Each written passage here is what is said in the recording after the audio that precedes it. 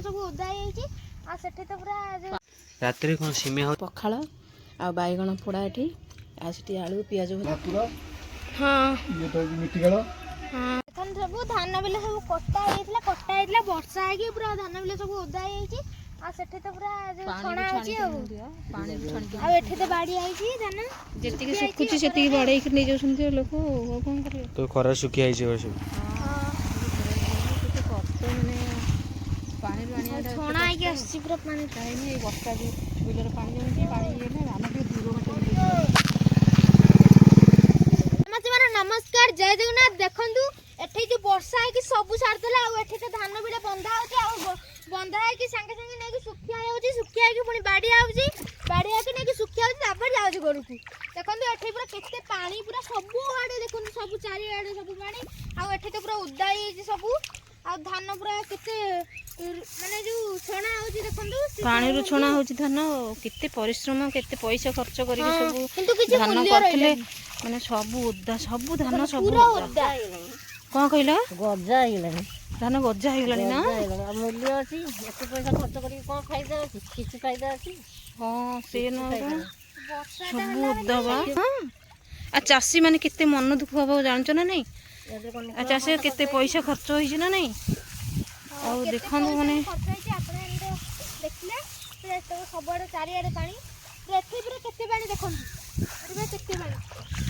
पूरा पानी आउची वर्षा लगी रहले गोटे सप्ताह लगी रहलानी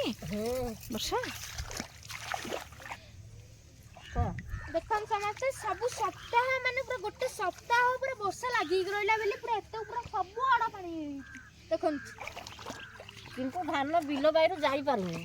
तार कोन योजना करिवो दुनिया पैसा थोपारले किंतु पैसार किछि मूल्य रहिलानी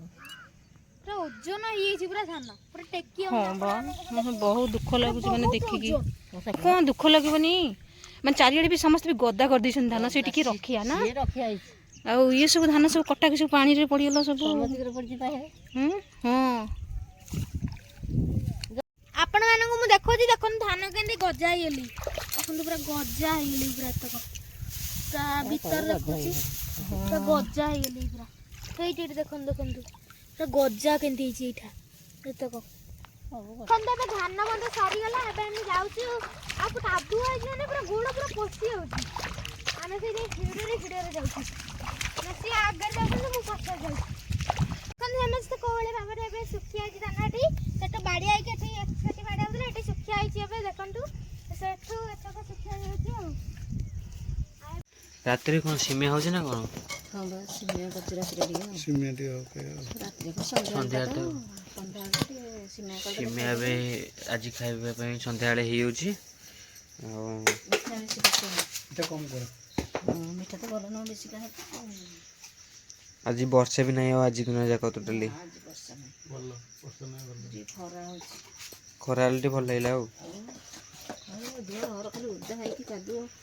कादू सबरे प्रबल एबे देखंतु सकाळ सकाळ एबे हम पखाळ खाउछु आ आइसरो मोर पखाळ आ बैगण पोड़ा एठी आ सेठी आलू पियाज भजा हेतिला आ मिक्सचर पानी आ नाही बस सब माने बैगण पोड़ाटा भल लागुची आ मिक्सचर पानीटा भी बहुत बढ़िया लागुची नाही पखाळ खाइबार जो मजा थाए ना आ कोथेर नाही नहीं नहीं आ कुंडी बखरे सिटने बसी चारा हाँ चुली पाखे चुली जलुची भी भात बसची ये चुली जलुची आ देखि पारुथिबे भात भी बसची चुली भी जलुची आ बहुत भी उषुम लागुची एठी खाइले आ खरा तो आज होउची टिके काल ठर टिके खरा होउची बहुत वर्षा होउला एबे खरा होउची टिके आ आई से लगे आज माने कहलु हम पखाळ खाया पेंका पखाळ रेडी हो जाइची आई से खाइबार लागि छन पखाळ आ खाइ दियो समस्त बाबा तो ठीबे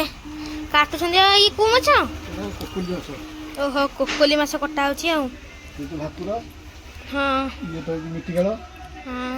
मिट्टी गलो ଅଛି ये କୋକୁଲି ये रोही हो हां तीन प्रकार माछ आ କୋକୁଲି हां आ एठे तो कटा की थई जी को माछ ସେ କଟା ରୋହି ମାଛ ଗୋଟେ ओहो आ एठे तो छड़िया होची ये कोकोली माछ घरे भजा हबो ହଁ हां हाउ छाड़ी दियो मम्मी कौन होची माछ भजा होची ମାଛ ଯାଉଛି ବଡ଼ ମାଛ ଆଉ ପୋକୁଳି ମାଛ ହେଇଛି ତ।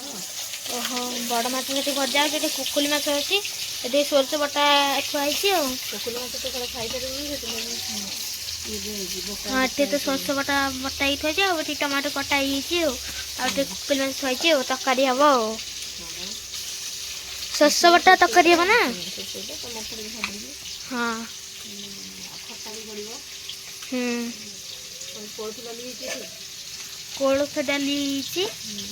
କୋଳଥ ଡାଲି ହଁ ଆମ୍ବୁଲ ପଡ଼ିଛି ବୋଧେ କୋଳଥ ଡାଲି। କୋଳଥ ଡାଲି ହେଇଛି। ଥଣ୍ଡା ପାଗ ହୁଏ ଖାଇଲେ ଭଲ। ହଁ ତ ଏବେ ରୋଷେଇ ସରିଗଲା, ଆଉ ରୋଷେଇ ସରିଲା ପରେ ଆୟୁଷ ଏବେ ଆମର ଏଠି ଖାଉଛି। କ'ଣ ଖାଉଛି ନା ଆୟୁଷ ହେଉଛି ଭାତ, କୋଳଥ ଡାଲି ଆଉ ହେଉଛି କୁକୁଲି ମାଛ ଆଳୁ ବେସର ଦିଆ ହେଇକି ତରକାରୀ ହେଇଛି ନା ଆୟୁଷ? ହଉ ଖାଇଦିଅ ଆଉ। ତାଙ୍କ ବାବା ଆସିଲେ ବସିବେ ଏଇଠି ହାତ ଦେଉଛନ୍ତି ସେପଟେ ଆଉ। ସାଙ୍ଗମାନେ ଦେଖନ୍ତୁ ଆଉ ଏଇ ସୁନ୍ଦର ଗୀତଟି ଆୟୁଷ କେମିତି ବୋଲିଛନ୍ତି। ଆମେ ବସିଛୁ, ତାଙ୍କ ବାବା ବସିଛନ୍ତି, ମୁଁ ବସିଛି ଆଉ ରିଲ୍ସଟା କରିଦେଇଛୁ। ଆପଣମାନଙ୍କୁ କେମିତି ଲାଗୁଛି ତାଙ୍କ ଅଭିନୟ କହିବେ। ଆଉ ଏ ଭିଡ଼ିଓଟା ଆପଣମାନେ ଯଦି ଭଲ ଲାଗିଥାଏ ତାହେଲେ ନିହାତି ଜଣେଇବେ କମେଣ୍ଟ ମାଧ୍ୟମରେ। ଆଉ ମୁଁ ଆଉ ଅଧିକ କିଛି କହୁନି, ଏବେ ମୁଁ ରହୁଛି। ନମସ୍କାର, ଜୟ ଜଗନ୍ନାଥ ସାଙ୍ଗମାନେ।